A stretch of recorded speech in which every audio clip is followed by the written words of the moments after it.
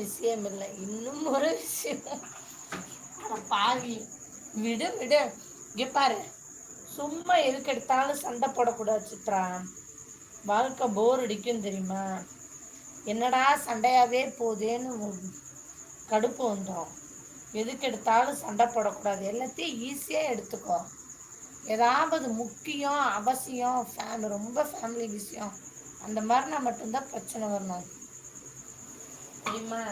எதுக்கு எடுத்தாலும் கோச்சிக்கூடாது. முதல்ல எல்லாத்தையும் ஈஸியாக எடுத்து பழகிக்கோ.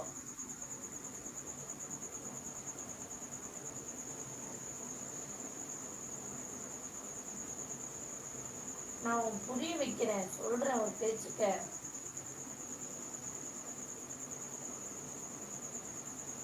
ஐயோ நமக்கு சண்டை வந்துருமே, நான் அதை நினைச்சு பயப்படக்கூடாது. ஃப்ரீயா ஜாலியா இருக்கணும், அப்பதான் நல்லா இருக்கும் லைஃப். எப்ப எது பேசினா சண்டை வரும்னு பக்கு பக்குன்னு இருக்கக்கூடாது. அப்படி இருந்தா லைஃபே வெறுப்பு வந்துடும், உனக்கும் சரி அவனுக்கும் சரி.